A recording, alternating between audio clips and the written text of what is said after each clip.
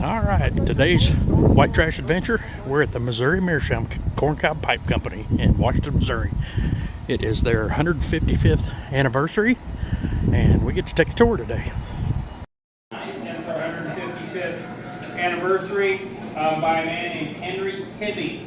Henry was a Dutch immigrant. Him and his family immigrated to the United States when their hometown, not just his home, the town, the city, burned to the ground, Inchland Holland. And so they immigrated to the United States in the early 1860s, 1863, I believe. His brother already lived in the area, Henry's brother, and so they just, that American dream, they came through Ellis Island and eventually came to Missouri, settled in the one-time town of South Point, Missouri, which is just down the river here a little bit. It no longer exists, but he eventually moved here to Washington, where he went back into his old business. He was a wood turner, so he made wooden spoons, he made chairs and tables and all of that sort of stuff. A farmer friend comes in by the name of Schlange and has some corn cobs and says, "Hey, Henry, can you turn these into pipes?" And Henry does. On his way, farmer leaves happy. He puts a few in the window, and it's not long, he's making more pipes than he is wooden spoons. During this time, his son, Anton, is apprenticing as a gunsmith in St. Louis. When he returns and sees what Dad's doing, he's like, "Dad, you got something here." And so, in reality, Anton is the driving force of what becomes Missouri Meerschaum. He gets Dad to get a partner by a man named George Common. They open a bigger factory. For a while in the 1870s, they have that, and then this building opens in 1883. When I say this building, I should actually say the building we came into.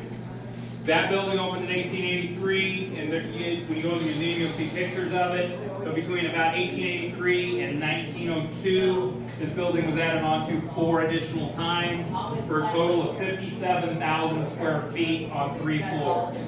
You will be seeing 2 floors today. Nothing special really. There's corn up on the 3rd floor, but nothing special, and I'll sort of explain that process. But from that time, this factory has been continuous use, hence why it's not ADA, it's still like it was in a lot of ways in 1883. They added on to this building so fast, some of the windows were filled in, but as time went on, they didn't even bother. That's how fast, and you'll notice that on pretty much everywhere we go.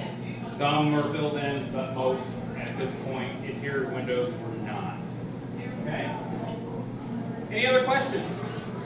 Where the magic happens. Okay? So, how's it all start? Well, it starts with those chutes behind you. As I said a little while ago, for those of you who've been with me the whole time, our corn is stored up on the 3rd floor. We basically wheelbarrow it to the chutes, drop it down the chutes, and then they come there, and there are 2 gang saws, one on each side, and we will cut them into lengths. And these are about the length. This is our standard size. There are bigger ones that will be used for our specialty pipes, but this is a standard size bowl, probably turned into most likely a Legend, either a Rob Roy or a 5th Avenue bowl. And so it starts here, they're cut into the lengths, and then they come over here, where they're going to be given their bore hole. The tobacco hole is going to be bored in because as they work through the system, they're going to be put on spindles and spun to do a lot of what we need to do to them to make them into the pipes that you all know. So we're going to do some boring out, and this machine has been used probably for close to 100 years. Feel free to take videos and pictures. There's no secrets to the process. The secrets are in the corn. We grow our own corn. We have 3 fields across the river. Harvest will start in about It's our own hybrid, and that's down to 1 to get our hybrid. From there, that seed is basically sterile, so we have to start the process over again. Okay, and so that's an expensive proposition.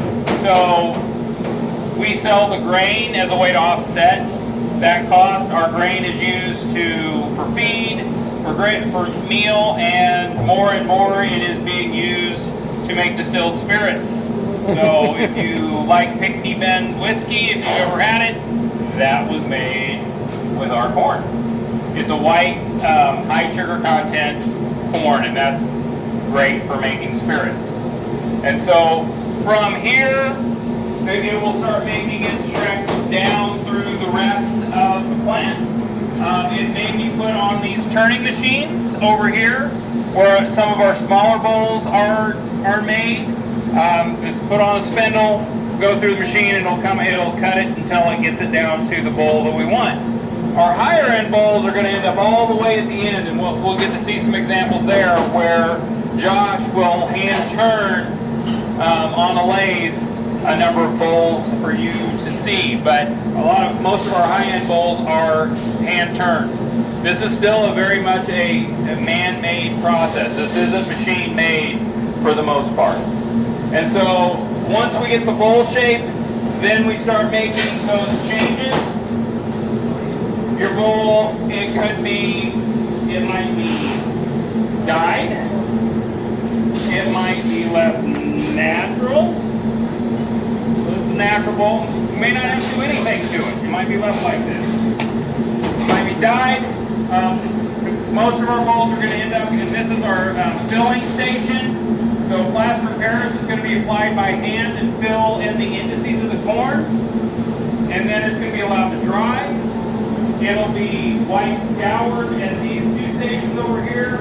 It's going to be put back. It's going to come back to this station, be filled again for anything that wasn't filled the first time, and then white scour again, sanded, and then work through more of the process.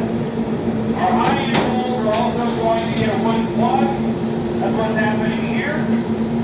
At this station, it'll be glued in. Our lower-end bowls are just going to use the pits and the label, so they're familiar with our pipes to stuff like that. Then we'll do that process. But you can see as we walk through, again, right now, that's our topping station. So they're going to stay at the bottom of the top to get the fragrance that we need. The top of our top, get that final shape to the bowl. You look like some dirty bowl. I know.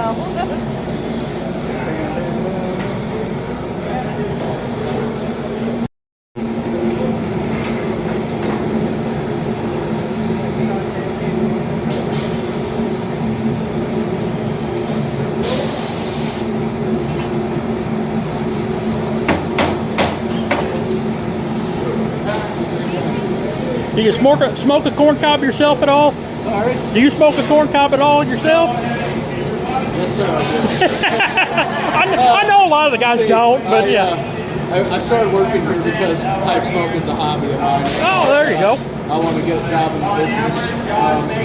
Here I'm just adding bones to the pipes. Yeah. That's an important part. Makes them last a lot longer. Oh, yeah.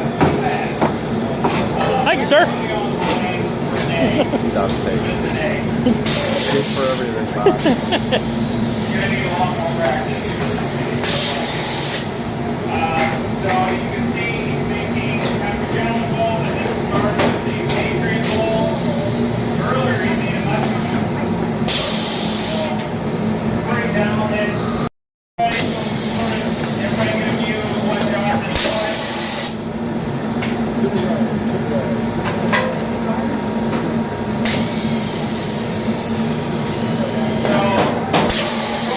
up and finishing is done in approximately 7 days. Now,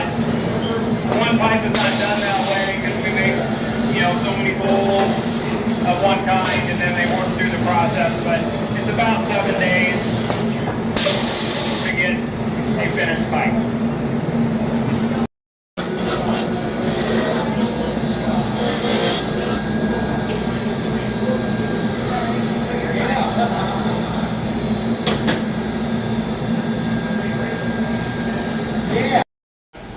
Cob on there. We used to do a lot of our pipes with cob tanks, but that process is very labor intensive, so we don't do very many of those. But there are that we made, brought back for our 155th, so do check them out in the museum. As you work through, we're going to work through this way right here. And you can see the finishing process of adding the shanks and the stem. Basically, we use a wood glue, and they're hammered in, and that's the process. These ladies and gentlemen are very talented in what they do. More tapping and filling here, adding stems, and adding shipping where we came in this exit sign right here. That's a raw broiler. And then we'll head up to the second. That's some of the bolts. Yeah, that's some of them.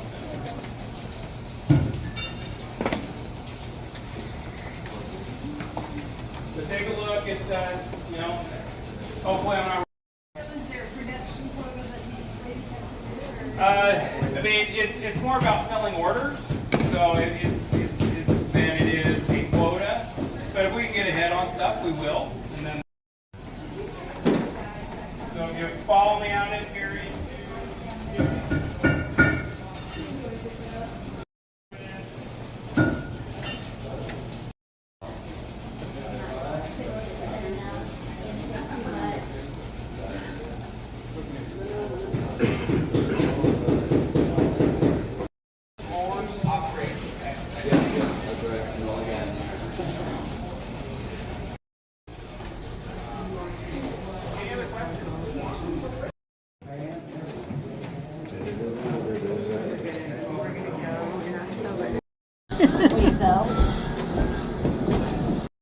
So we grow our own corn. We have our own, as I told you before, we have our own hybrid.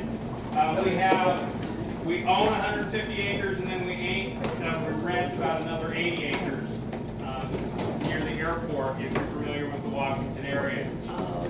Harvest will start, hopefully, weather permitting, next week. It looks like it's going to be dry, so probably a week from Monday, we will start harvesting. Right now, there's not very many cobs up on third floor, but probably by January, that whole floor will be filled again. They will set up on that floor a year to 18 months. They've been at the crib. They'll be at the crib by the time they're shelled, about 6 months.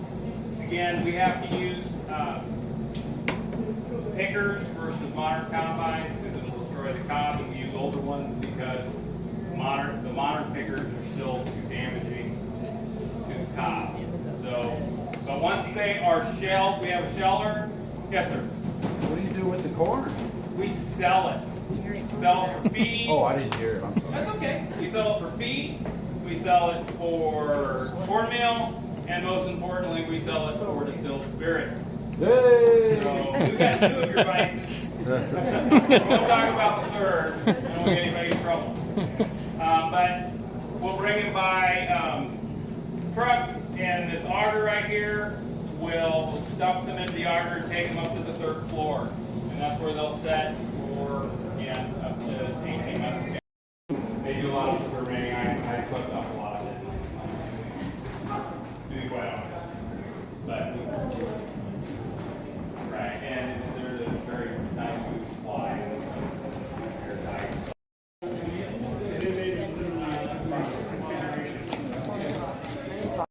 Pipes that are money marked that were dated later than that. We don't know if we were wrong with them. Oh, he's got it. He's working on it. I'm working on it, yeah. As long as she lets me. Yeah, I understand. Yeah. One delivered. I just got one delivered that'll go on that poster. I've been trying to fill that poster for probably 4 years. Really? Some of those Wow. pipes are so hard to find. Every time I find I'm sure. I'll call and be like, I got a poster pipe. Clean the walls of it, I guess, is what they're Yeah. thinking. Those were. I can't imagine they were around too long. This, you know, that was pretty cool. That's cool. I can, you're Brenna? So you want me to call you your Brenna? Okay, you're Brenna. Did I not get it?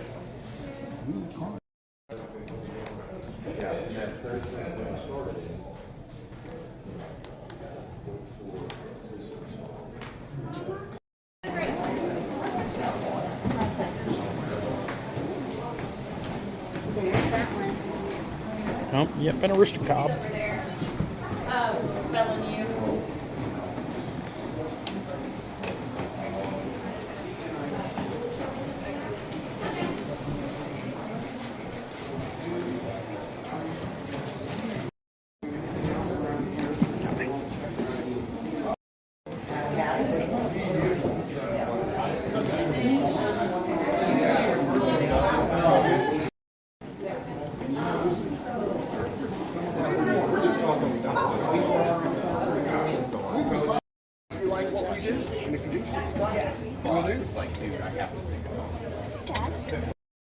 And that nightcap is done. It's not. Peterson is not the president.